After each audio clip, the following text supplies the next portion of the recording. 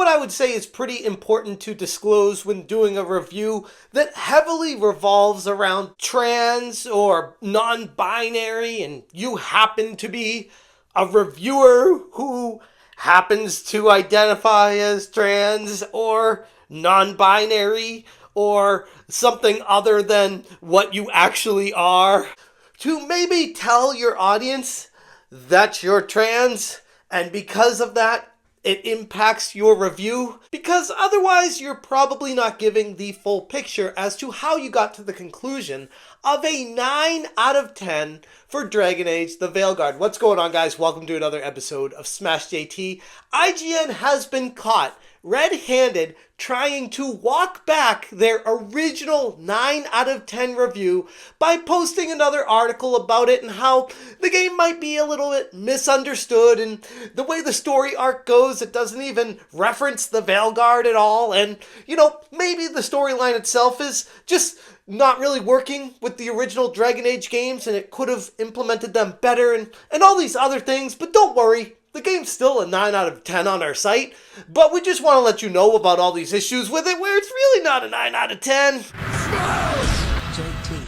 Hit that subscribe, give me a like, and check out SmashJT.com for the full article breaking down how Dragon Age the Veilguard on IGN is being walked back from the original 9 out of 10 score to, I don't know, an IGN 7. As BioWare's Dragon Age the Veilguard drunkenly stumbles its way into the spotlight, it's becoming painfully clear that IGN's initial glowing review of the 9 out of 10 that they gave it was criticized by many people, including myself, as more of a marketing ploy than any kind of honest assessment of a game.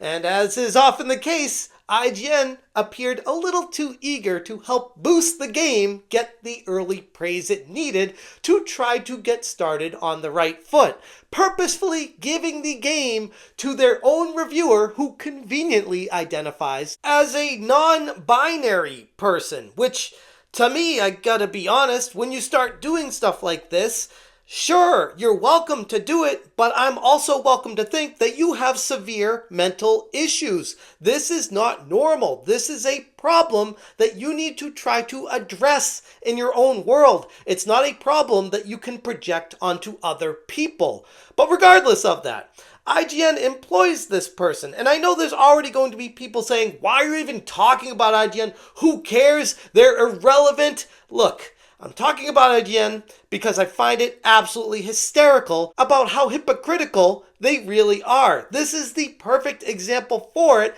and I have to shine spotlights on this to prove exactly why mainstream media is dead, and we are the new media. It seems like everyone that falls into the game industry ends up being trans or eventually identifying as that just to be able to keep their job in it. It's kind of like the theory Hypnotic always goes with like how this DEI is implemented and injected into the game studios, that anyone who's just a white male does not have a job very long unless they start identifying as something else. Let's take, for example, TJ Haffer, who is the reviewer of Dragon Age the Veilguard on IGN. Oh, wait, did I say TJ Haffer? I meant Liana Haffer. Because, of course, someone who identifies as a chick who used to be a dude is going to resonate very well with a game that pushes ideologies of trans on people. It kind of makes sense. But don't you think you'd want to disclose that bias right off the bat instead of just giving it a praising review and telling everyone this game is going to resonate with everyone? When clearly, it's just for you. Why do this, though? Access media, my friends, out of sheer loyalty to their longtime partners at BioWare. But now, even IGN themselves can't ignore the game's glaring flaws, and they're slowly beginning to shift their tone from Liana's review to what it actually deserved. Not so subtly hinting that the Veilguard sales numbers are actually as abysmal as the game itself. And that's something I talked about in a previous video that I'll reference above me here if you missed it, where I have an inside source and Demian has an inside source, and we see other sources around the situation focusing on how this game, about 2 weeks since release, hasn't sold 500,000 copies yet.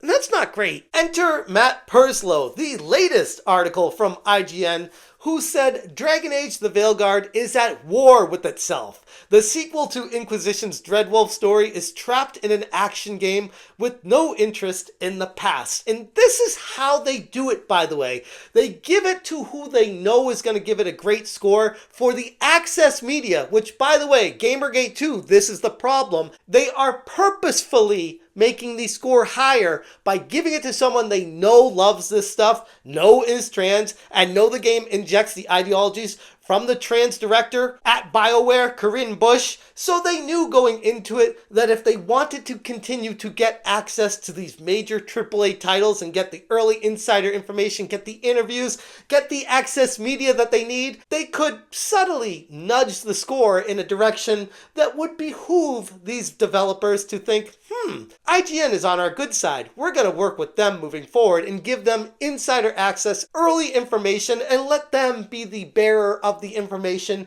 so that the advertisers go to them first because they're the ones with the information, and that's how the world works. But now that a couple weeks have passed and the reviews are out there from the actual gamers and people are expressing their frustrations across the board about how this game is pushing woke, DEI-injected ideologies, pushing trans agendas, these weird things that they're forcing on players, making you use pronouns, making you accept it, and not giving you any kind of choice to reject it, is a major issue with the game that gets glossed over by people that want it in the game. That's the problem with all of this. So when IGN starts to walk it back with their latest article, it's just them saying, hey, you're not allowed to criticize IGN because it's a different writer and it's a different opinion. So you can't come at us saying we're walking it back because we have different writers that write stuff all the time and people have different opinions.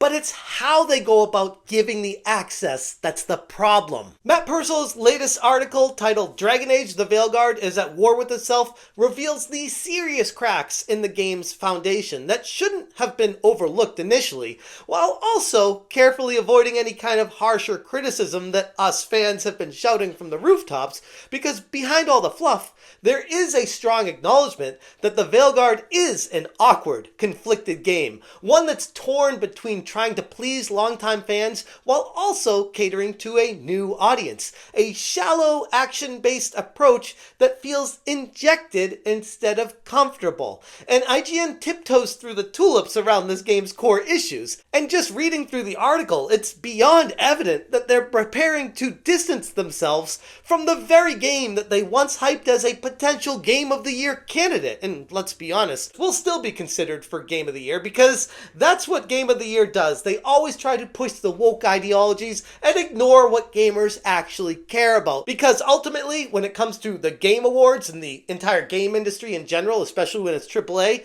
it's not about the game and the greatness. It's about the game, the agenda, the ideology, and most importantly, the message that the game pushes. In walking back the initial 9 out of 10 score they gave it, IGN's latest article focuses heavily on the absurdity of the name change, noting that not a single character in the game's 100-hour-long runtime ever mentions the term Veilguard. And that's just wild to me. It's a last-minute branding pivot that directly reflects the game's chaotic development cycle that lasted nearly a decade, where initially the game was going to be called The Dreadwolf and focus on the rich story elements within that. But no, at the very last second, it feels like BioWare decided to change all of that, shoehorn a bunch of information in, push their ideologies and say, let's call it the Veilguard. Yeah, let's go with that because that sounds cool. It's painfully obvious that IGN is beginning to shift their stance on the Veilguard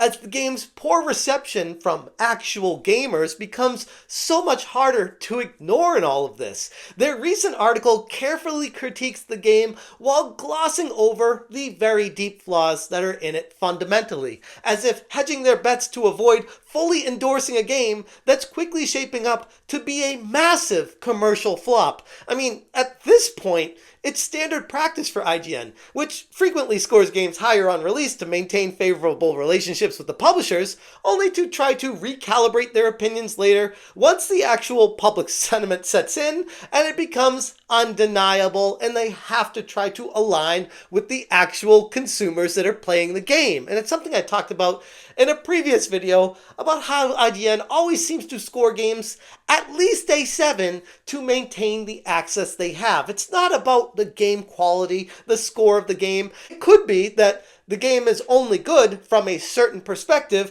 finding the perfect reviewer to make sure you get that good score for it to keep the access media that you have with these publishers.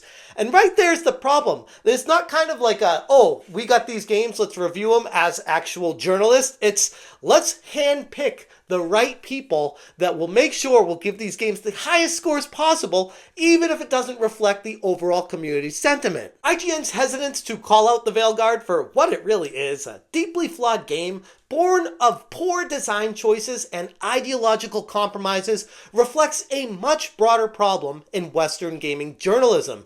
These reviewers feel compelled to protect each other and support the games that champion these specific ideological values, even at the cost of an honest critique. But the truth is becoming impossible to avoid. The AAA game audience isn't interested in having these far-left ideologies shoehorned into their entertainment. Studios like BioWare continuing down this path are going to learn the hard way really fast that ignoring the interest of the core audience can lead to a commercial failure. Don't say we didn't warn you. This comes after Mass Effect Andromeda, Anthem, and now we have Dragon Age the Veilguard. That's the trifecta of massive flops. How many massive flops can one studio have and still sustain itself? You gotta wonder at some point, the money is gonna run out. In the end, IGN's attempt to awkwardly reframe the narrative is as transparent as it is unconvincing.